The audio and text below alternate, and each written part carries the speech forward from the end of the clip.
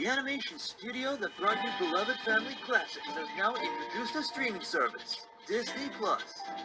And now, from the same community that brought you Reactaholics podcast, comes a new show where we discuss Disney+ content old and new. Disney+Pals, starring AJ Heath, Darth Potter, aka Will Santiago, Scott Meyer, aka Callum McCritchie, and of course your main host, Dr. Neil DeFuss, aka Neil Michael Burris. Welcome to Disney+Pals. They set up the revolution to the strikes, and it doesn't take long for them to get into some heated trouble. They get into a fight, a big one. But it's calmed down though. What happens immediately is they find out that Catherine is going to write a story about it. Oh yes. And then, Jack. This is where he's like, "Hey, we're going to give you a big story. We're going to take out the wagons. We're going to make sure everything goes good." And then the next day comes. They go to do that, and these boys walk up, and it's like, "We got to take the papers." But Jack is sure about what he's doing. So David starts to try to hype people up. And how does he do this? Now is the time to seize the day. The best song in the play. It's so good. It comes back several times, which it should, because they have such a... It's so good. The whole song is so good. They sing it several times. I love it.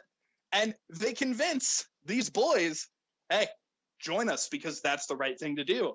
And they do. They drop their papers. Oh yes. And then, Weasel guy got his bat. And the adults are getting violent. And a fight breaks out. And then the police show up. Thank heaven almighty. The police show up. And they punch a kid in the face. Yikes. And then the police go after the kids. It was definitely gritty. I didn't think Disney was going to go there. Yeah, I mean, the police brutally hitting the kid. That was probably about as gritty as this play gets, aside from the newspaper, of course. And it gets even worse. Oh, yeah. We referenced this scene earlier, but Crutchy can't run away. He gets grabbed. Jack is surrounded. He has to run. He leaves Crutchy. He doesn't want to. He leaves him. And, well, bad things happen to Crutchy, just like I said they would. Crutchy, Crutchy gets grabbed, and he tries to fight. But then he gets pushed down. He doesn't have his crutch. And then the spider, the guy who wants to take him to, like, the kid prison is like, hey, I'm going to take you to kid prison. But first, I'm going to pick up your crutch, and I'm going to beat you with it. And they do that. I can't believe I said this. I'm going to say this, but Disney+, where crippled kids get beaten with their own crutches, has people try to change the norms. Disney+.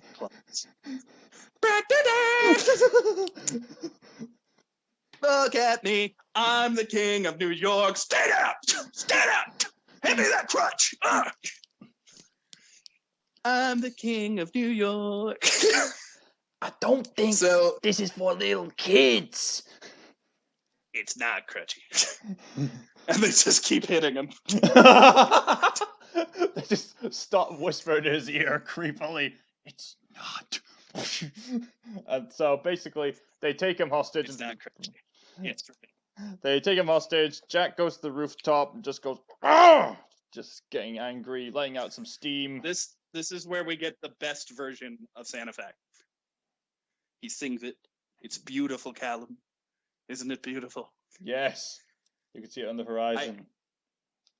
I especially like the line where he's like, for dreamers, night is the only time of day. And where he's like, and the best part is he realizes it. At the end, he says it.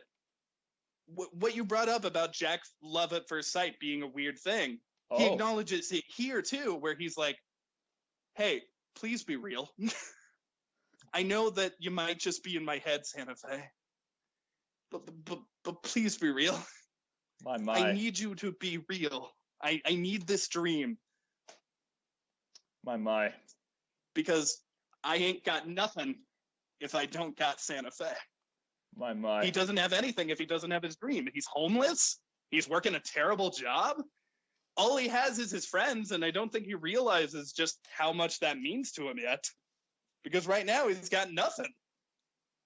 Except that dream. You don't know how much you have until you've lost it. I especially like the beautiful line of, please don't be a painting in my head. Oh yes, that was another thing that we forgot to mention. In his spare time, he actually does some really good paintings at the theater place. Specifically backdrops. He's a very good artist. And that comes up here because we just finished Act 1, time for Act 2. Callum, we just finished this. Just finished this. Not even beautiful. This gritty, dark scene where we beat up a crippled kid and we talk about like a kid doubting his own dreams. And can he step up and be the person he needs to be? So dark, just so dark. What should the next song be? How about we sing something about being famous? King of New York. All of the... And we'll tap dance. Even though we're poor and shouldn't have tap shoes. Let alone lessons. But they sing King of New York, like, look at me, I'm the King of New York. And it's a very catchy song. All the songs in this are very good, very on theme. None of them as good as Seize the Day. Except for maybe Santa Fe. Santa Fe is pretty good. And David and Catherine and the little brother go looking for Jack. They find him at Miss Tim's place, and he's drawn sets to get enough money to leave. He wants out. But David has built up. Oh, wait.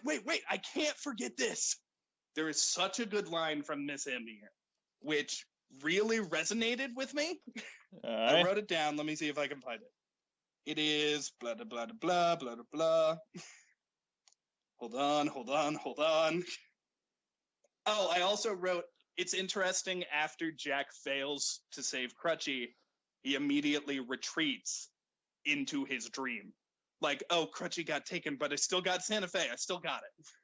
My. And we actually get an interlude with Crutchy where he's like, oh, I'm writing you this note. And I'm okay. Well, I'm not okay. I'm beaten. Hey, the food here doesn't suck because there's no food yet. But hey, just take care of everybody. Crutchy gets it. Crutchy realizes how important everybody is. But he also knows Jack is his best friend. So he's like, Jack, you're going to Santa Fe? I want to go too. Take me with you.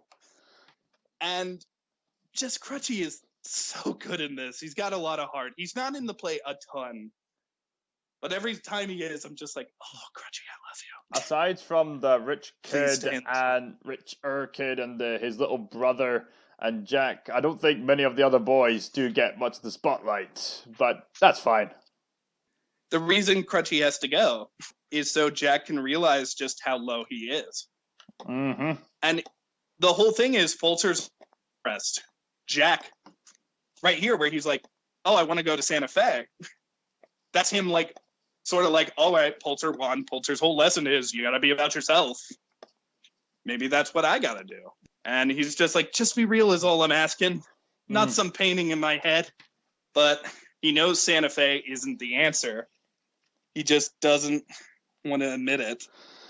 That's where we get this really good line that I've been referencing.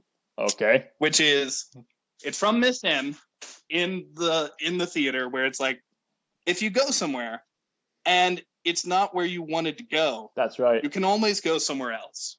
But if you're running away, it's never going to be the right place. Deep. I love that line. That is so deep. Because if you're running away, the right place is where you're running from. Exactly. Like you can't run. Yeah. That's the way running away goes. You just keep on running, and I've lost Neil again. You keep running and you'll never find your way home. Juan trying to push.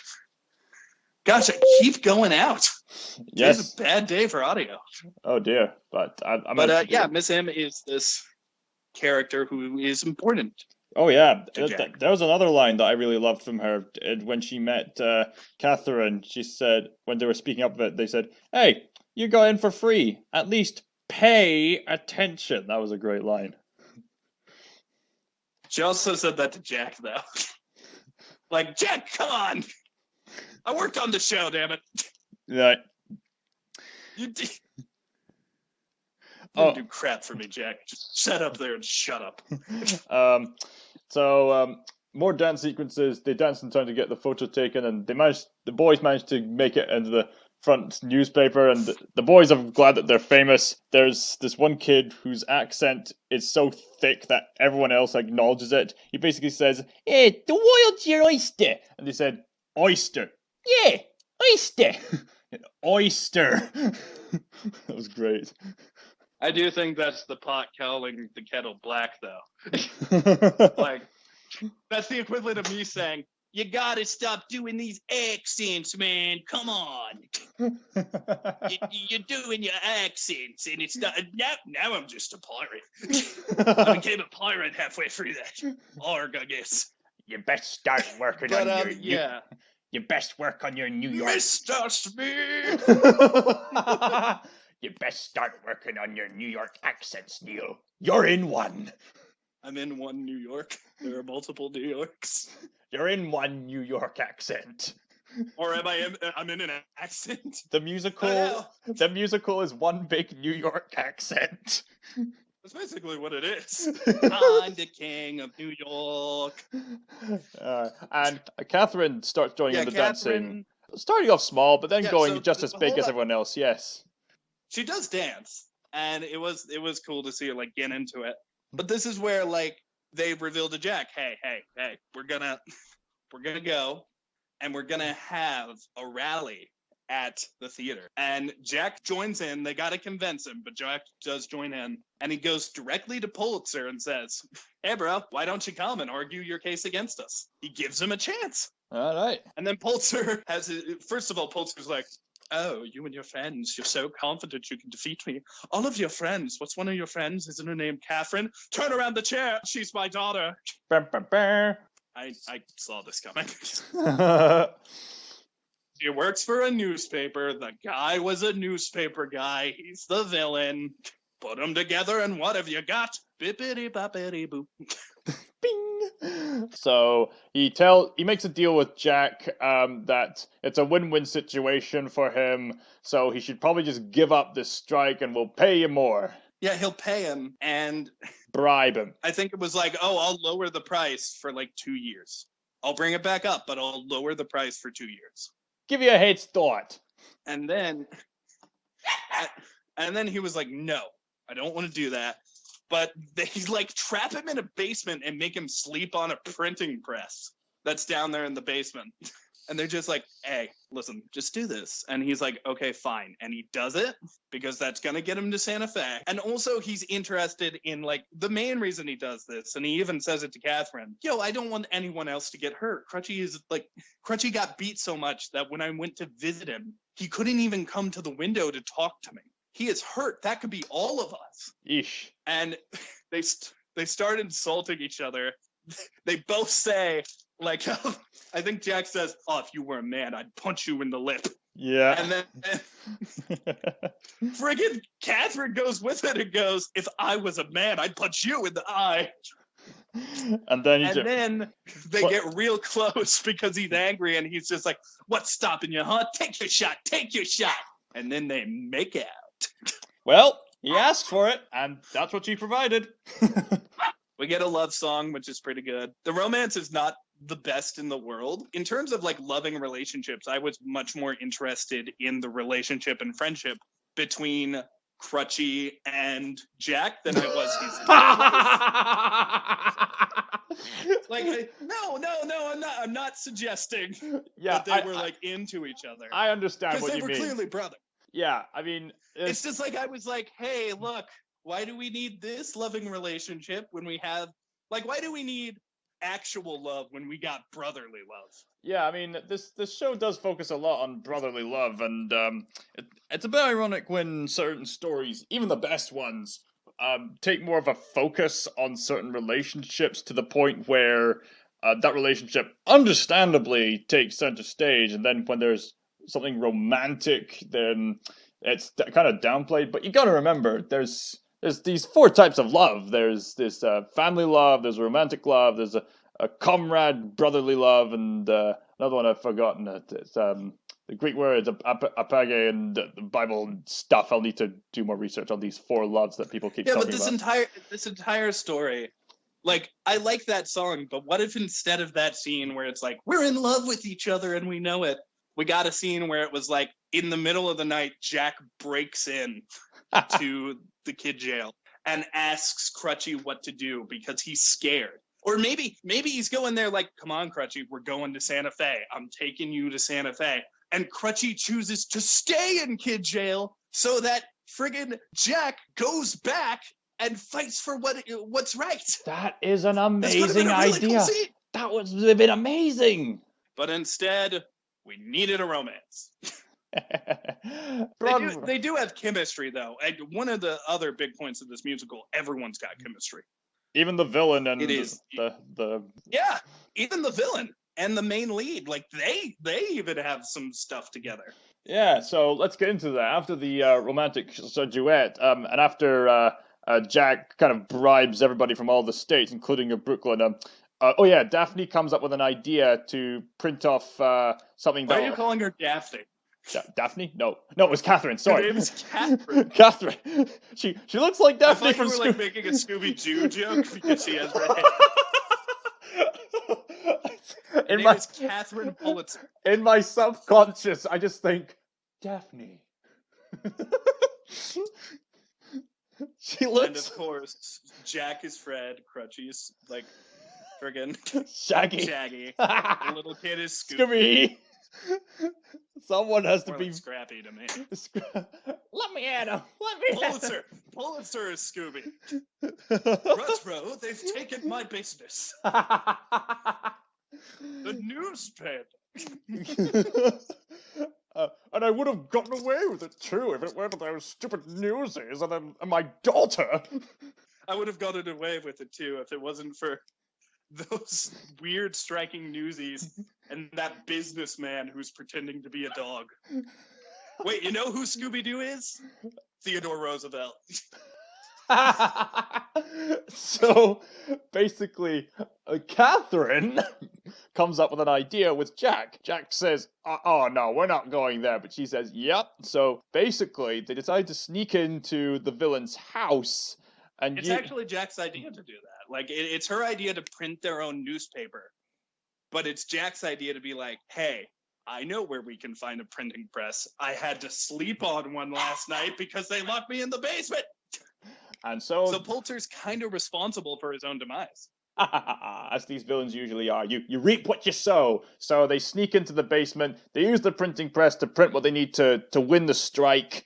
There's a cool musical sequence where they're passing on newspapers to each other. And the next day, they're marching, and then the villains at the headquarters are saying, they're surrounding us, and they have an advantage over us.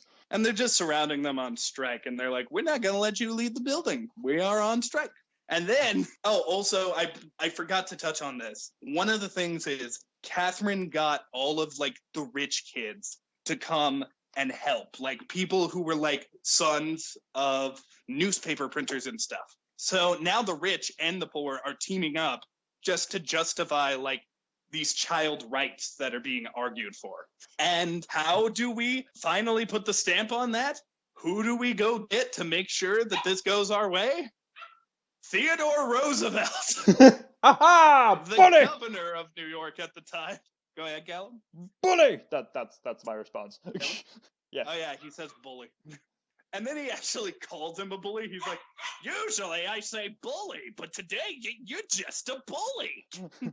I use bully as a positive expression, but you are buddy. So Theodore tells him off, and then Jack gets all witty and smirky, and the villain begrudgingly agrees to let the strike win. They do this After some dope negotiation.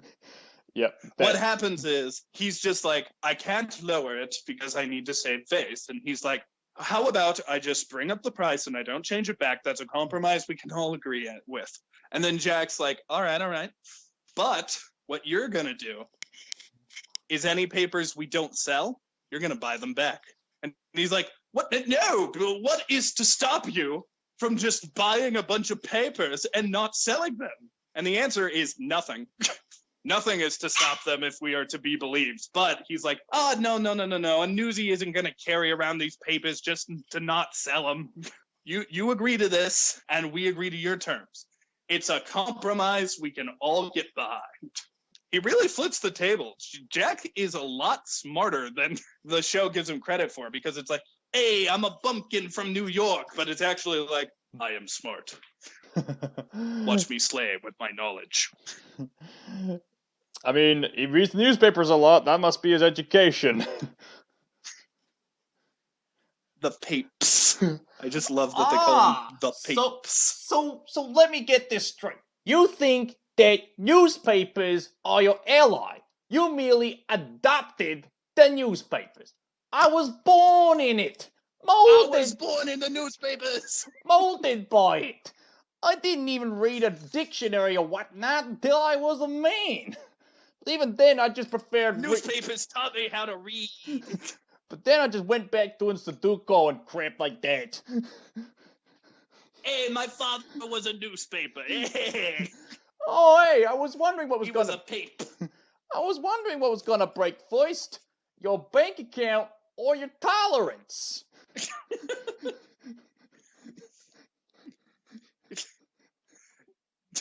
Then you have my permission to die. You know what actually makes this funnier? The original film had Christian Bale in it. It's very fitting. Very fitting.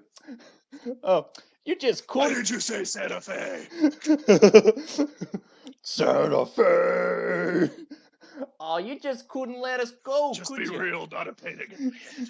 Newspapers, as you know, are like gravity. All it takes is a little push. If I put a dime on the newspaper, will you die? It would be extremely painful. You're a big guy. For the Newsies. All right, we're right here at the end. Happy ending, but Jack's got to go to Santa Fe. He's leaving. But he realizes he already has his Santa Fe. He has the people who are more like family than friends. He already has it. Aww. So his dream was already there, and he just has to accept it. And he, weirdly enough, gets a job from Pulitzer because, again, all of the freaking people in this movie have chemistry. Pulitzer is like, you outsmarted me. I acknowledge that. You have talent. Let's use that. And he becomes like a cartoonist for the paper. Finally putting his artistry to really good use, which I really admire. It's like a perfect ending for Jack as a character. Oh, and also, Crutchy's okay, and he gets to beat up the guy who beat him with his crutch. Yay! But he only gets one hit. And he I'm gives just him the saying, we handcuffs. should have gotten that scene where it was like, Jack, you gotta leave me. I'll stay here. You gotta take care of the boys, Jack. Yeah. Instead of, I love you, and we're on top of scaffolding. Yeah, there's some things that there could have been done to really enhance the story to something timeless. But you know what? It's a Broadway musical, and it's done well, and it's fun. Yep, so, final thoughts on the musical. Callum, what do you think? It's not who I am underneath, but it's what I do that defines me. Hey, I took the money, but I gave it back. I'm a good guy. I like how we're giving him this really sleazy accent, but really, once again, Jeremy Jordan just doing the work. That voice sounds legit, and he is great. in the role. Yeah. It's the newspaper everybody needs, but it's not the one that people want right now. Because sometimes the truth isn't good enough. Sometimes people deserve more.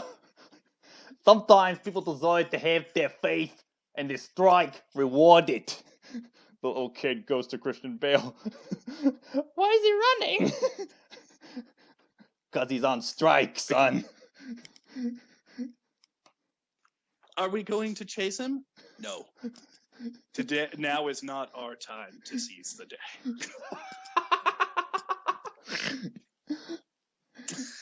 This was a good one. This is, I guess, if we're gonna call it, this is definitely a Disney must. You should go see it. And I don't think it's gonna be for everybody, but if you like Broadway, you like singing, you like that kind of stuff, this is just another great example of it. All right. This is a fun musical, and if I were to be invited to see any kind of musical, I'd be happy to see Newsies. Would I call it the greatest musical ever? Nowhere even close. Oh, of course not. That would the greatest musicals I can think of are the likes of Phantom of the Opera and Les Miserables, the ones where they implement the music into the drama much more effectively. Yeah, I agree. This isn't like the best thing ever, but it did win some awards, and it definitely deserves them. And it's a very good musical. Like, I don't think it's actually ran anymore. They filmed it because that was like the last time they were going to do the show. Oh, really? Yeah, but you know, it's like a finale. You know, it's like, hey, this is the last time we're doing it. Let's film it and give it to the world. Specifically Disney+, so that people can watch it for all time. Well, it was also on Netflix for a little while. It was? Yep, that's where I watched it. Either We were way, not listening earlier. either way, it's on a streaming service, so it's a Yeah, win-win. you can watch it. But yeah, this is good. Like, I definitely recommend people see it. If you're not into Broadway, I don't know if this is going to change your mind, but it is good, and there's a lot of personality. And hey, I would play this at a party if for nothing else but the very thick accents. Oh, this is alongside like Ramsley's voice in Haunted Mansion. You're gonna love these thick New York accents. They're the best thing in this whole thing. I'm just glad we finally did an episode where we got away from racism Oh my god. and moved on to murder and hate crimes, because that's what's featured in the newspaper drop back. You can't escape.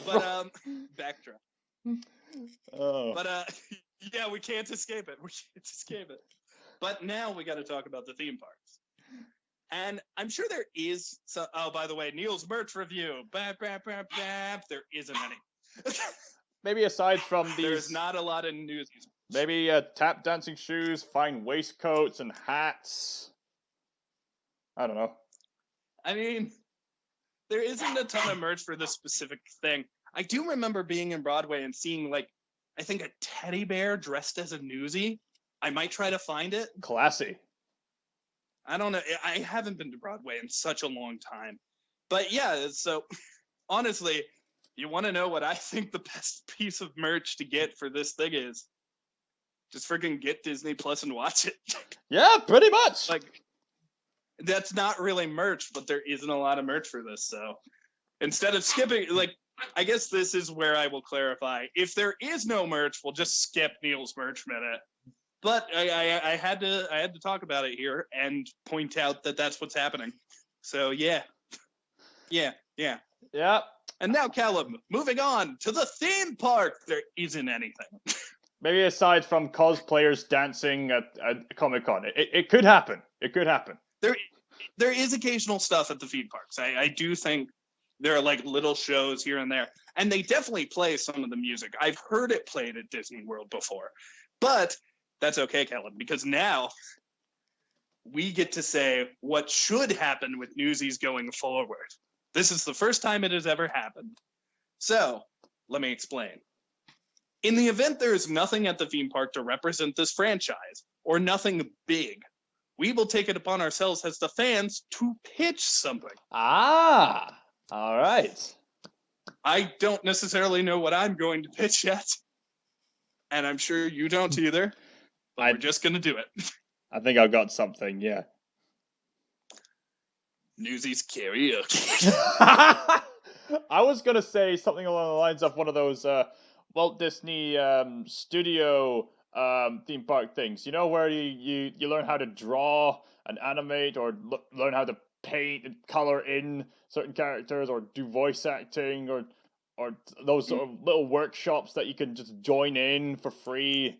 Have like a themed one of those where you make your own newspaper and whatever you want to put on it.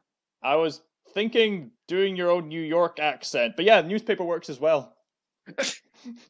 Well, that's part of the fun. You could just do a fake New York accent while you do it. Like, hey, I'm throwing a buddy. Hey, Pipe in this it. buddy committed murder, and that's why he's in the newspaper. Hey, whoa. I'm wearing this hat right here. Gonna take a photo here. It's gonna go on the newspaper, print it out. Hey, would you look at that? Official merchandise. Sweet. Sure. Well, here's your penny. Thanks for visiting. That could be cool.